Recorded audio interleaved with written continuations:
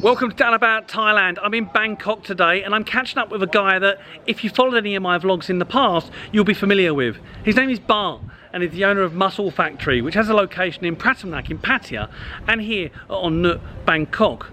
He's a former Mr. Universe and an expert in nutrition. So one, I want to have a look around this gym because it's one of the best you'll see anywhere in Thailand, and secondly I want to pick his brains on vegetarianism and plant-based diets and see if this is something we should look at. Hey Bart, good to be in Bangkok. Likewise, mate. Welcome to the Muscle Factory in Bangkok. Yeah, I can't wait. Let's have a look inside.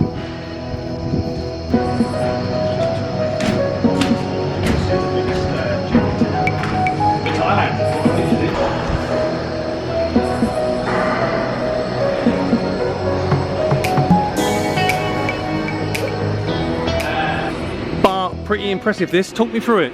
Okay, well, for starters, you are now in the biggest gym, what we think in Asia. The reason is there are fitness centers which have swimming pools and tennis courts. We are 100% gym. We have over 225 pieces. If we go over here, you'll see custom-made Muscle Factory plate load machines. On the back of there is all the modules, and also the same as in Pattaya, a whole row of dumbbells. Now the centerpiece is over here. And is this a gym for everyone, is it? It definitely is. So whether you're a powerlifter, a bodybuilder, a strongman, just someone to get in shape, we cater for everything. So we have a whole area dedicated for the powerlifters and weightlifters.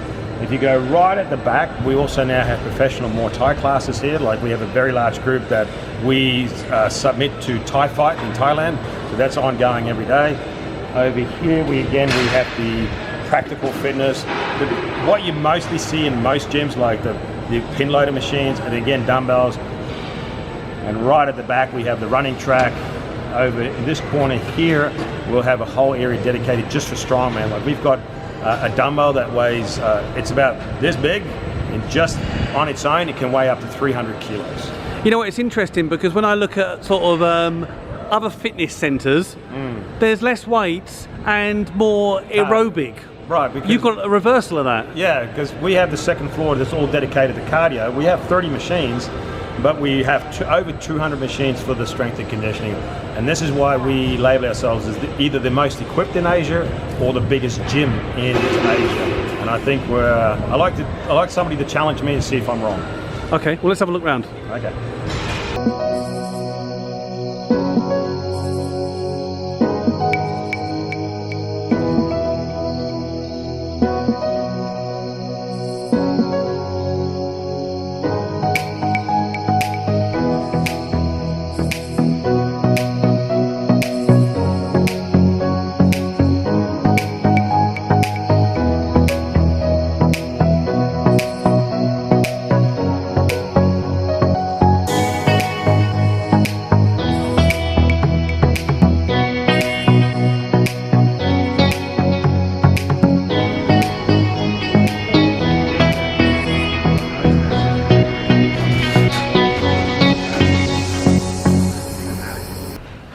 Okay, Bart, that was awesome, but I knew it was going to be because I'm a member of your gym in Pratamanak.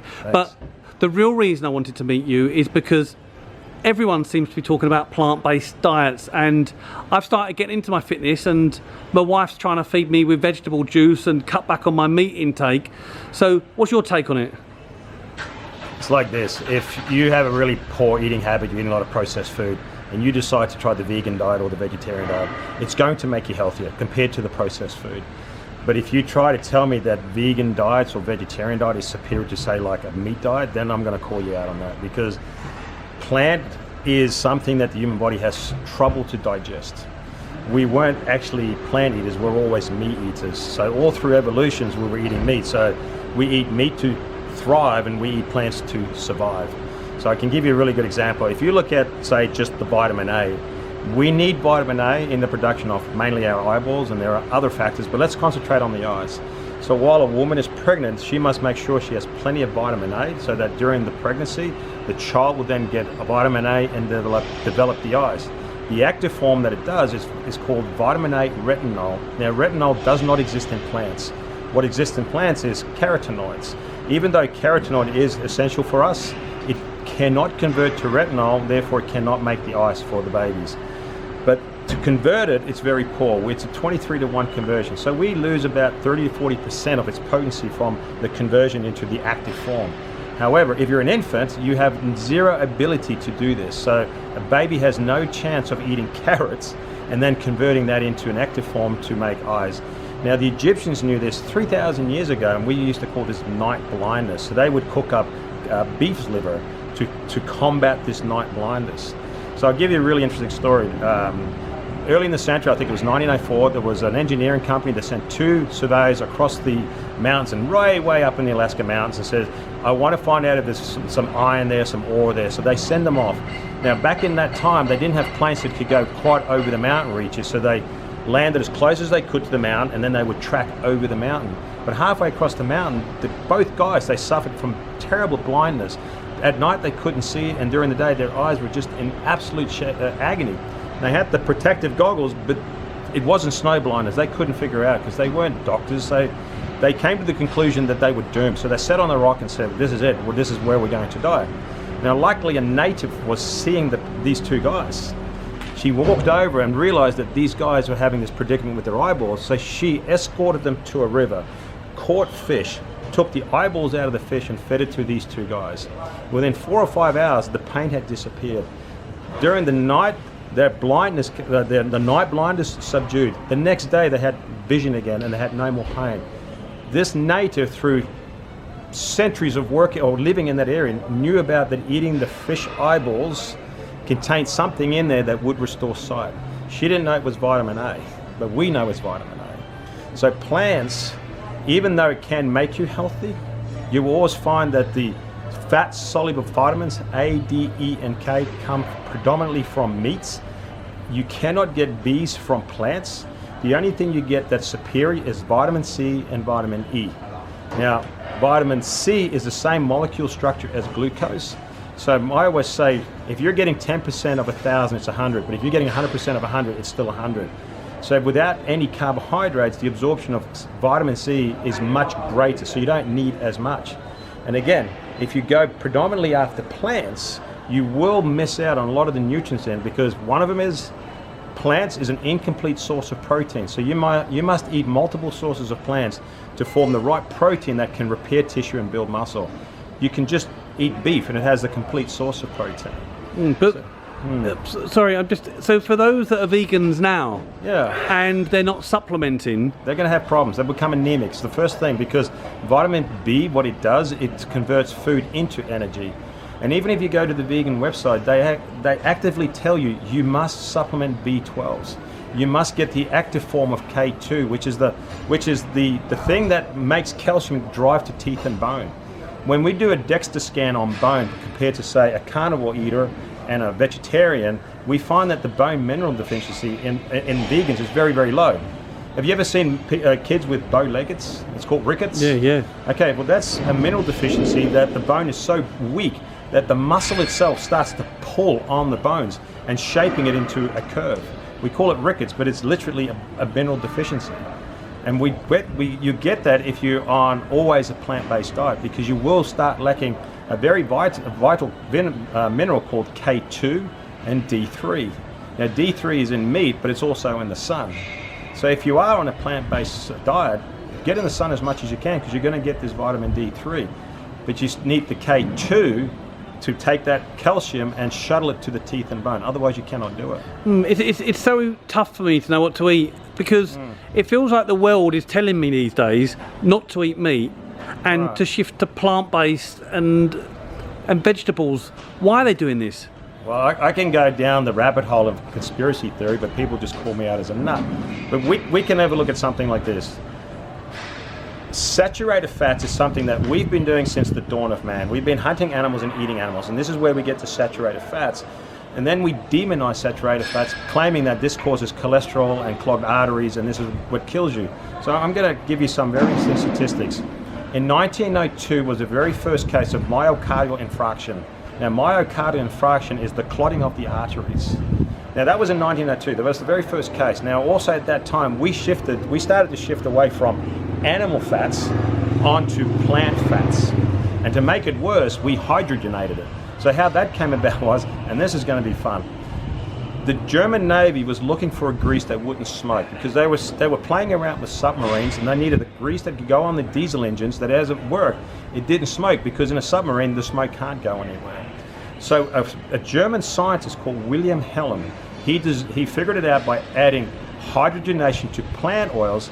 The liquid would turn back into a solid which could be greased on diesel engines. Now the British found out about this and patented the idea as a food because they figured since it comes from plants, it should be healthy for you. So the British actually patented it. Now there was two characters in the US called Procter and Gamble, and these guys were making candles and soaps. Now back then we used to use pig fat, but pig fat was very readily regulated where they lived.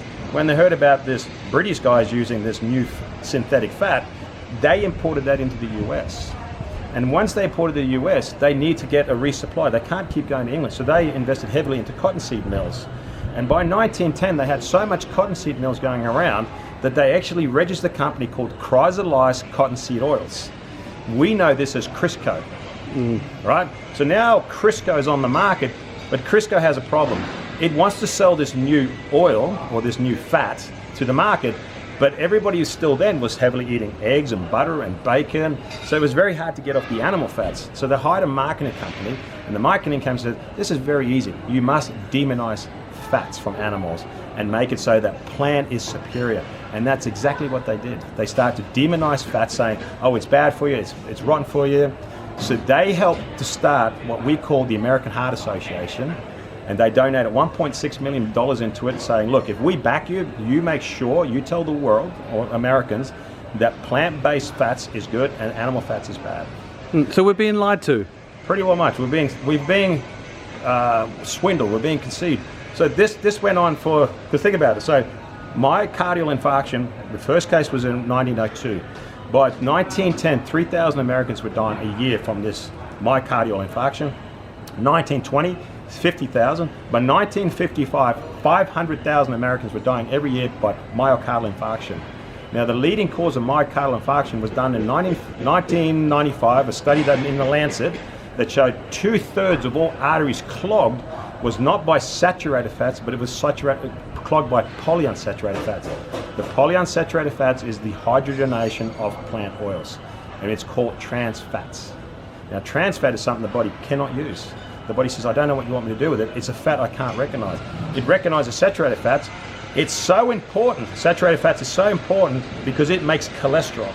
And cholesterol is so important to the body. It says, if you don't eat enough dietary fats, I have to make my own. So your liver will literally make 3,000 milligrams of its own cholesterol, because cholesterol sits in your brain, sits in every cell in your body. It drives all the sex hormones. It converts into DHEA, which then makes testosterone in men. So we're trying to bring down cholesterol by not eating fats, when in actuality we should do the opposite. And if it's trans fats that's causing the artery blockage, why are we demonizing the saturated fats? It just doesn't add up. So we're pushing the whole plant-based narrative. Now, if you tell me that you eat plants because you can't kill a face, I say, okay, it's a moral reason, I understand it, but don't be a hypocrite, because in order to grow cashews, they need bees. They have to use bees to pollinate the cashew trees. Every year in the US, 50 billion bees die just to make cashew nuts. But because they're not furry and cuddly and have a cute little face, somehow the vegans don't care about these guys. They only care about the cow. And that's where I call hypocrisy. Because they're all alive, so they just choose to believe what they want to believe for their argument. Right. And if you look at a lot of the studies done on plant-based, it's all epidemiology, which is observational studies. There is 800-900 studies just on particular fiber, but out of that 800 or 900 fiber studies, only 90 of them got published because they gave some credibility. And I always ask people that you got 3 macronutrients: carbohydrates, protein, and fats. 2 are essential to life. In other words, the body says, if you do not eat this, I will die. And that's your fats and that's your proteins. The body says, I do not need carbohydrates. Now, here's a question for you. What are plants? Yeah, that's right, you asked me and it surprised me. It's a carbohydrate. Of course, but so we don't think that, do we? Fruit is a carbohydrate and vegetables are carbohydrate, just like rice and potato is, but somehow we lump that there's protein, fats, fruit and vegetables, and then carbohydrates. No, there is both. Now, if you look at fiber, we say fiber is essential, but if carbohydrate is non-essential, and all carbohydrates or all fiber comes from plants, how could it be essential and non-essential at the same time? You can't have it both ways.